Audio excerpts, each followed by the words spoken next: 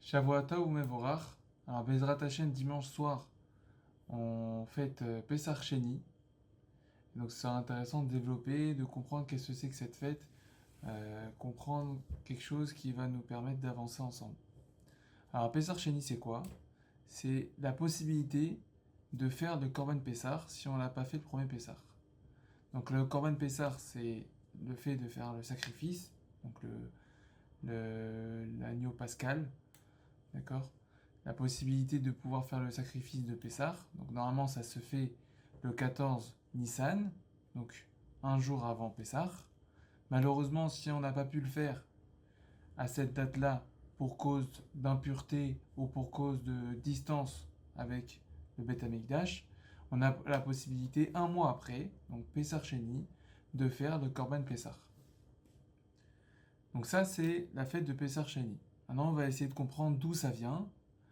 Comment on est arrivé à un Pessah Sheni? Est-ce que Akadosh Baruch Hu avait prévu une sorte de last chance, une dernière chance pour pouvoir faire le Korban Pessah, ou c'était pas prévu? A priori, c'était pas prévu. On voit dans la Torah que c'est marqué que justement que le Korban Pessah, une personne qui est tamée ne peut pas le manger. Un korban ne peut pas être mangé par quelqu'un qui est impur. Alors, il y en a, ils sont allés voir Moshe Rabbeinu, ils ont dit, nous, on veut faire Korban Pessah, mais on est impur. Alors pourquoi nous, on rate? Je veux faire le Korban Pessah. Donc donne-moi la possibilité de faire le Korban Pessah. Comme ça, ils ont posé la question à Moshe Rabbeinu. Moshe Rabbeinu ne savait pas quoi répondre. Ils sont allés voir Moshe Rabbeinu. Moshe Rabbeinu, il leur a dit, je sais pas. Donc laissez-moi voir avec Akadosh Baruch Hu, je vous tiens au courant. Il a fait un call avec Akadosh Baruch Hu. Akadosh Baruch Hu, il a dit, bah on va faire un Pessah Sheni. Un mois après, ils ont la possibilité de faire le Korban Pessah s'ils ont eu un problème de honesse, donc un cas de force majeure, donc impureté et la distance. Top. Ok, très bien. Et comme ça est né Pessah Sheni. Plusieurs questions se demandent. C'est qu'a priori, c'est quoi la question que ces personnes ont demandé? Ah, nous on peut pas, on est impur, alors on fait pas? Bah oui, on fait pas, c'est la règle. T'as pas pu, t'as eu un cas de force majeure, bah c'est la vie. Ça arrive de rater. Voilà, imaginons quelqu'un il a une gastro, toute la journée il a la gastro, donc il peut pas mettre les tefilines. Et ben il a raté un jour, et c'est irrattrapable. Donc pourquoi demander à Moshe Rabbeinu, le déranger, dire ça, oui j'ai raté, je veux faire. Pourquoi vous déranger? Pareil, Moshe Rabbeinu ne peut pas leur répondre, bah vous avez raté, tant pis pour vous, l'année prochaine vous le ferez. Non, il va y avoir un Kadosh Baruch Hu. Si c'est raté, il y a eu un timing à respecter, vous l'avez pas respecté, tant pis pour vous. C'est ça la question qu'on pourrait se demander a priori. Pareil, de deux choses l'une. Si c'était prévu, alors j'ai pas besoin il y a une partie du peuple qui fasse une remarque pour que Pesach Sheni existe. Et si c'était pas prévu, et ben ça change rien. Qu'ils fassent leur remarque, qu'ils fassent pas leur remarque. Et ben ça, et ben il y aurait pas eu Pesach Sheni. Donc comment ça se fait qu'il y a Pesach Sheni après qu'ils ont fait leur remarque? C'est quand même très étonnant. Il y a plein d'autres questions qu'on pourrait développer qui est très étonnante. On voit un autre système, la même chose dans la Torah, on va pas s'allonger dessus. Mais c'est tout à fait intéressant. Donc la force de Pesach Sheni, donc de là, qu'est-ce qu'on peut apprendre? C'est que la force de Pesach Sheni, elle dépend d'une Drishat Ha'am. Elle dépend d'une demande, d'une requête du peuple. Le peuple avait une question. Le peuple ne savait pas comment faire. Ok, ils ont demandé est-ce on a une possibilité de rattraper ce qui a été raté. Et bah, grâce à ça, ça a créé Pessar Sheni. D'accord? Moi, ce que je veux apprendre surtout, c'est ça. Des fois, il faut avoir du culot. Il faut pas avoir peur de demander les choses. Et il faut pas avoir peur de clarifier les choses. Et si on a un sentiment de j'ai raté, j'ai un sentiment de me rapprocher vers un Kadosh Baruch Hu, ou j'ai un sentiment de non-compréhension, bah, il faut demander. Il faut demander. Peut-être que leur question, c'était pas en mode on veut faire un Pessar Shani. C'est et nous, comment on fait? C'était juste une question de compréhension. Voilà. Et grâce à ça, ça a créé un Pessar Shani. Peut-être. J'en sais rien, je sais pas comment c'est. Mais leur question, en tout cas, était légitime.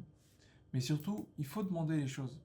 Malheureusement, à Yom, aujourd'hui, on est plusieurs, et moi le premier, à faire des calculs dans notre tête sur la réaction des autres.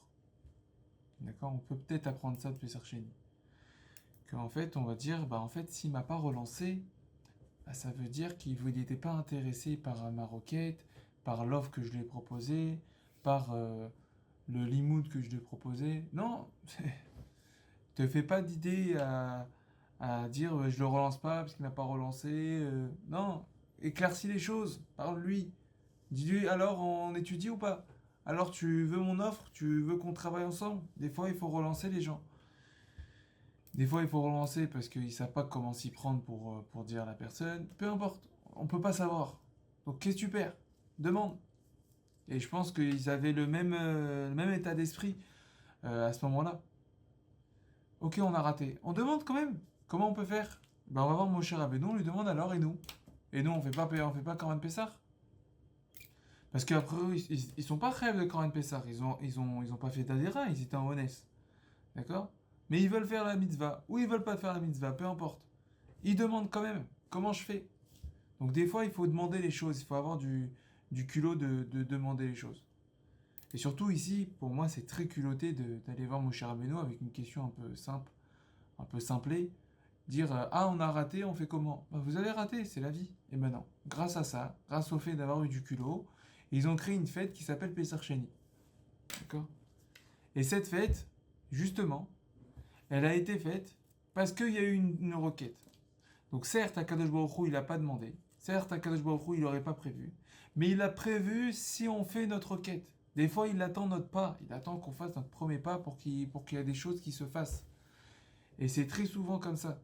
Malheureusement, il y a beaucoup de choses qui ne se font pas parce qu'on attend qu'il y ait un développement de l'autre côté pour que nous, on puisse avancer. Non, fais le premier pas.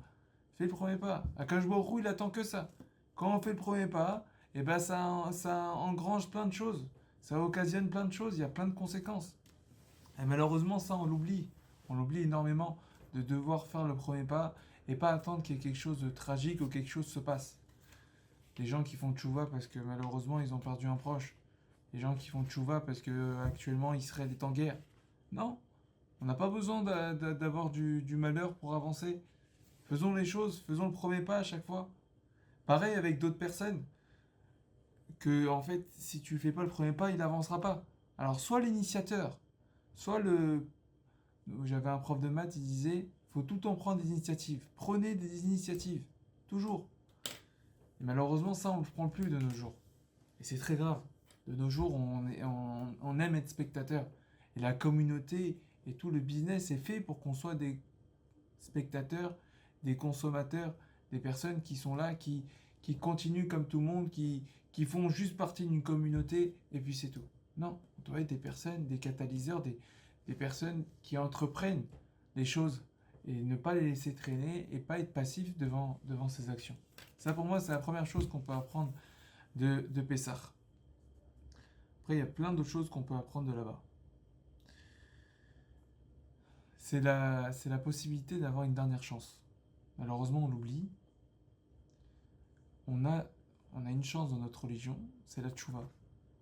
Avoir la possibilité d'effacer le mal qui a été fait, mais on ne s'en rend pas compte. On a la possibilité d'enlever ce mal et de tourner la page. On a la possibilité que si on a raté maintenant, on peut le reprendre après. Et ça, on le fait tout le temps. On le fait tout le temps dans notre religion. Elul, Kippour, Elul Rosh Hashanah, Kippour, Hoshana Rabbah. Il y a plein de trucs qui nous permettent de pouvoir toujours se rattraper. Attention, hein, je mets bien un warning, un très gros warning. Arrêtez d'attendre le dernier moment pour agir. Le dernier moment, c'est parce que justement, il y a eu un honnête. S'il n'y a pas de honnête, peut-être qu'on n'a pas la possibilité de se rattraper. Donc n'attendons pas le moment et il faut faire les choses. Ce qui est intéressant, c'est que dans le Pesach Sheni, c'est quoi les requêtes? C'est quoi les demandes qui sont liées au honnête, au cas de force majeure? C'est le fait d'être impur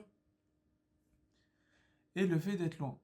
Mais c'est intéressant, c'est un peu comme quand la majorité de personnes qui ne sont pas dans la Torah, ils sont impurs par tout ce qu'ils voient. Ils sont impurs par tout ce qu'on voit, on va dire, plutôt. Et ils sont loin. Ils sont loin de la Torah. Et on est loin, on est impur, on est loin. Et c'est intéressant, c'est les mêmes raisons. Ben, c'est des raisons qui nous disent qu'on n'a pas la possibilité de faire tchouva. Et ben voilà, un mois après, tu as la possibilité de faire tchouva. Tu as la possibilité de faire Pessar Sheni. Pessar Sheni, c'est-à-dire pas manger des matzot. Comprendre qu'il faut sortir d'Égypte, comprendre qu'il faut sortir des mauvais prismes qu'on est dans actuellement. Chaque époque a son prisme. L'époque actuelle, de ce qu'il faut sortir, c'est de la superficialité et d'être passif et de pas vouloir grandir et d'être trop matériel et de pas vouloir s'élever et de vouloir perdre son temps, de vouloir tout le temps avoir des mauvaises habitudes. Non, ça y est, moi je fais la Yetziat Mitzrayim. J'ai pas fait pendant Pessah parce que j'étais dans le ménage, parce que j'étais dans les clubs et trucs. Allez, bientôt c'est Shavuot. Allez, c'est Pessar Sheni. Allez, je vais me remettre un peu dedans. Allez, je change ma façon de penser et je vais changer automatiquement mes façons de faire. Et je vais devenir meilleur. Je vais arrêter d'être passif. Je vais arrêter de me laisser aller. Et c'est ça justement le Pessar Sheni qui est demandé. Pareil, le Maharal Miprag, il dit quelque chose de très intéressant. Quelle est la différence entre Pessar Rishon et Pessar Sheni? Le Pessar Rishon, eh ben, il y a l'histoire du Chametz. En Pessar Sheni, il n'y a pas l'histoire de Chametz. D'accord? Donc c'est intéressant de voir ça. Le Maharal Mipral, il explique ça et il explique que la différence entre ces deux fêtes, c'est que le Pessar Rishon, c'est un système de en haut vers le bas. Donc en gros, la mitzvah vient du haut vers le bas. Et le Pessar Sheni, c'est du bas vers le haut. Comme c'est une requête qui a été demandée, d'accord, par le Ham, donc par le bas, et ben ça a créé un système en haut qui donne une influence en bas. Donc en gros, c'est un système de s'élever, et pas qu'on nous élève, comme le Pessar Rishon. Comprendre que c'est une fête qui représente beaucoup le Balei Tchouva. La personne qui n'a pas pu faire ce qu'il fallait, qui a eu un honès, ou qui s'est laissé aller, ou on va dire que les choses ont fait qu'il s'est éloigné, etc.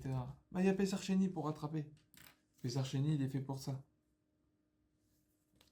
Rabbi Tzadok HaKohen Milublin, il explique que justement, bien que la question elle est bête, de dire ah nous on n'a pas pu faire, c'est vrai, la question elle est bête. Et ben c'est la possibilité d'avoir une espérance même lorsque c'est impossible. C'est ça la beauté de la chose, c'est de toujours avoir une espérance même lorsque c'est impossible. Et ça, qui représente ça le plus? C'est qui représente ça le plus? C'est nos Avot. Nos Avot, ils représentent le fait que même lorsque c'est impossible, c'est possible. Même lorsqu'on se dit Biti Efshari. J'ai pas les mots en français, mais c'est impossible de faire ça, ou c'est trop difficile, j'ai pas la tête, etc. Les Avot, nos ancêtres, nous ont prouvé que non. Abraham Avinu nous a prouvé que même s'il était stérile, eh ben, il a pu avoir des enfants. Sarah Imenu, pareil. Donc Abraham, Yitzhak, Yaakov, d'accord? Et surtout Rachel, d'accord? Et j'ai vu dans Ramouche Shapira, il explique que Yar, c'est Rachet Evot, Abraham, Yitzhak, Yaakov et Rachel, qui représentent nos Avot. Et qu'est-ce qu'on vient nous dire ici? Que eux, qui représentent notre lumière, et ben ils représentent surtout le fait de dire oui, je crois que c'est possible, donc ça va être possible. L'effet Pygmalion, si on veut dire la Avdil Ben Kodesh Techol, l'effet Pygmalion existe et il est réel. Si on se dit dans notre tête que c'est faisable et qu'on va y arriver, on arrivera à nos fins, on arrivera à faire ce qu'on veut. Et ça, malheureusement, on l'oublie chaque jour. Et ça, nos Avot, ils viennent nous dire Maaseh Avot Siman Abanim. Nos ancêtres viennent nous dire que justement, la possibilité de le faire, eh ben c'est faisable. Si on a la possibilité de le faire, on le fait. Ah, c'est impossible puisque c'est technique, parce que le truc, ça, t'inquiète pas, ça va se faire. Donc ne jamais désespérer et de comprendre que l'Iyar, c'est une dernière chance pour se rapprocher. Moi, je finirai par ça et je trouve ça incroyable. C'est que malheureusement, aujourd'hui, on est plus bête qu'avant. Et on n'est pas capable de dire je sais pas. Et Moshe Rabbeinu, il a été capable de dire je sais pas, laisse-moi faire un call avec Akadosh Baruch Hu.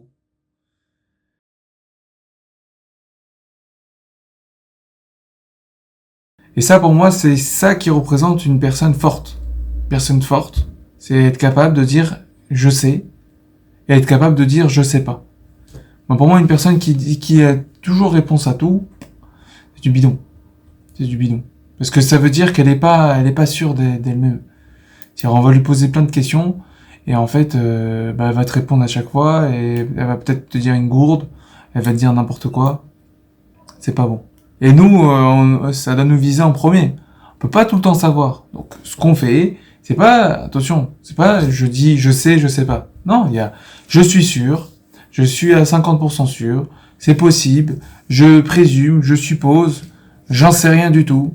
Voilà, il faut avoir cette capacité de jauger et d'être capable de dire je sais pas.